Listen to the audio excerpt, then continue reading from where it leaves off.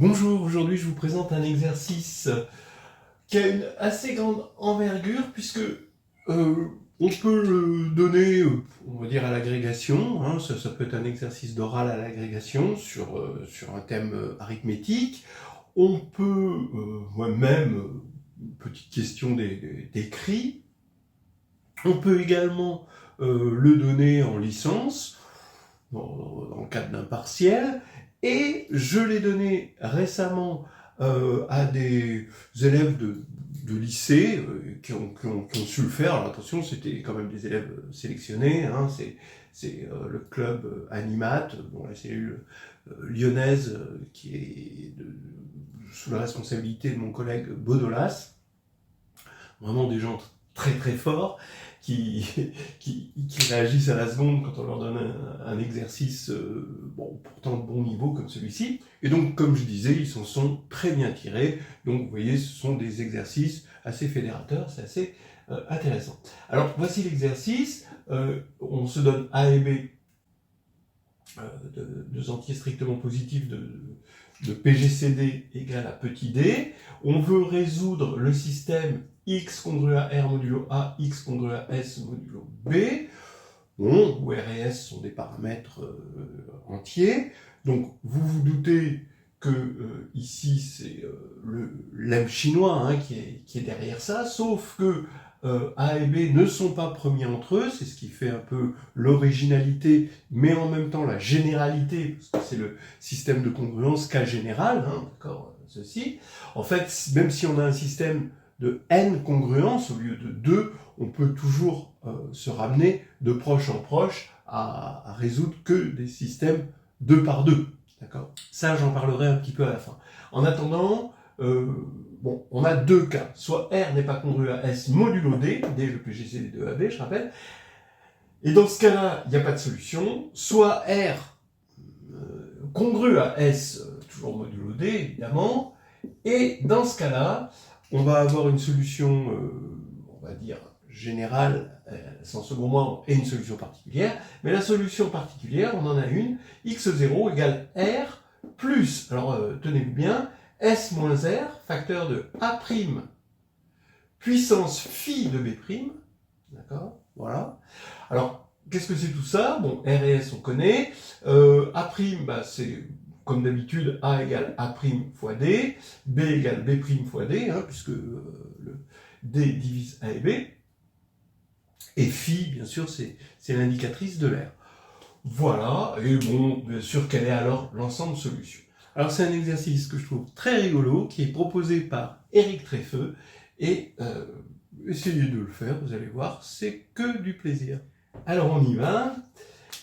Donc, d'abord le petit 1, et c'est très facile, parce que si x est solution, par l'absurde, dans la situation où R n'est pas congru à S modulo D, alors x est forcément congru à R modulo A, mais s'il est congru à R modulo A, comme D divise A, il est également congru à R modulo D. Donc x est congru à R modulo D, de la même manière, x est congru à S modulo D, par transitivité, R est congru à S modulo D, ce qui nous fournit une absurdité. Donc, en fait, ça veut dire qu'il n'y a pas de solution. Maintenant, pour le deuxièmement, quand R est congru à S modulo D, on va d'abord répondre à la dernière question en supposant qu'on a un x0 solution particulière, et ça, donc, bon, évidemment, hein, c'est ce qu'on appelle le système linéaire, c'est-à-dire un système ici qui est linéaire en x, hein, évidemment, où on commence toujours par la solution générale sans second membre, et ensuite il nous suffit d'une solution particulière pour obtenir toutes les solutions. Donc on voit ça, généralement c'est plus célèbre dans les équations différentielles, c'est aussi bien connu dans les équations juste linéaires, hein, sur un corps, et bon, là, ça échappe pas à la règle. On fait ça par solution générale sans second membre, plus solution particulière. Donc regardez, c'est exactement ce qu'on va faire là maintenant. Si x0 est effectivement solution particulière, ce qu'on va admettre provisoirement, alors pour toute solution du système, x moins x0, évidemment, va être congru par linéarité à 0 modulo A, et de la même manière, il est congru à 0 modulo B. Et ça revient à dire que x moins x0 est à la fois multiple de A et multiple de B, ce qui est équivalent à dire qu'il est multiple du PPCM de A et B. Voilà, donc ce qui veut dire finalement que l'ensemble des solutions est alors égal à x0 plus k mu, ou k parcours z. Alors maintenant, on va prouver que x0 est bien solution particulière, c'est-à-dire qu'on va montrer que x0 est bien congru à R modulo A et congru à S modulo B. Ok, on y va. D'abord, par construction de A' et B', vu que D c'est le PGCD, ça veut dire que A' et B' sont premiers entre eux. Ça, c'est très très classique. Et donc, on a une formule de l'air qui est finalement un petit théorème de Fermat, on va appeler ça un petit théorème de l'air, petit théorème de Fermat. Plus généralement, c'est Lagrange, c'est le théorème de Lagrange dans les groupes finis, qui nous dit que A' puissance phi de B' est congru à 1 modulo B'. D'accord ? Si vous voulez comprendre le lien avec Lagrange, évidemment, c'est que A' va appartenir au groupe multiplicatif Z sur B'Z étoile, donc les inversibles de Z sur B'Z, qui est de cardinal d'ordre, si vous préférez, phi de B', et donc Lagrange implique ceci. Voilà. Mais sinon, bon, les gens, j'ai remarqué que les gens en maths experts, par exemple, connaissaient ce petit théorème de l'air. Bien. Donc c'est congru à 1 modulo B', on va se servir de ça. Donc maintenant, comme S et R sont tous les deux congrus modulo D, ça veut dire que S moins R est égal à T fois D, avec T un entier évidemment, et on remarque que phi de B' est supérieur ou égal à 1. Allons-y maintenant. On va montrer que x0 est congru à R modulo A. x0 c'est égal à R plus, et là j'ai S moins R que je remplace par T fois D, fois A' puissance phi de B' que je remplace par A' fois A' phi de B' moins 1, et ça c'est positif. Donc ça c'est un entier, hein, d'accord ? Tout ça c'est des entiers. Donc maintenant je réassocie dA' pour obtenir A par définition ici, ce qui va faire que j'ai x0 qui est égal à R plus un multiple de A, et donc x0 est bien congru à R modulo A. Bon, très bien. Maintenant, pour le second, eh bien c'est là que je vais utiliser le petit théorème de l'air.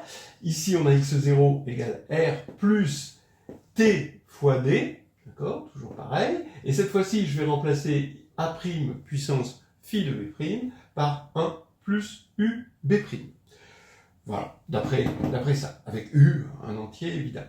Donc, je développe T fois D fois 1, donc c'est TD, donc c'est S moins R. S moins R plus R, là, ça fait S, voilà, je l'ai écrit là directement. Et là maintenant j'ai T, D, U, B', donc j'écris TU qui est un entier DB' qui est égal à B, et donc on a un multiple de B ici, donc x0 est bien congru à S modulo B. Donc maintenant ce que je propose de faire, c'est juste de regarder rapidement comment ce système, la solution de ce système qu'on a obtenu là, nous permet de comprendre un système très général avec n équations de congruence. Voilà, les choses sont assez simples. Si vous avez un système général de congruence, comme ça, eh bien vous avez ici n équations de congruence.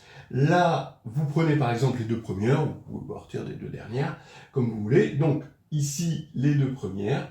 Vous regardez le système donné par juste les deux premières, soit S, l'ensemble des solutions des deux premières, c'est l'ensemble vide, et dans ce cas-là, évidemment, le système n'aura pas de solution, le système global n'aura pas de solution, soit alors il a une solution, parce que R1 est congru à R2 modulo le PGCD de A1 et A2, et dans ce cas-là, on a un x0 comme on a eu tout à l'heure, et la solution de ce système, on peut remplacer ce sous-système en x congru à x0 modulo mu le PPCM de A1 et A2. Et maintenant, c'est une récurrence descendante, puisqu'on se ramène à un système qui est obtenu avec n-1 équation de congruence. Voilà, c'était une chose assez rapide pour expliquer ce que j'avais annoncé dès le début, c'est-à-dire qu'on peut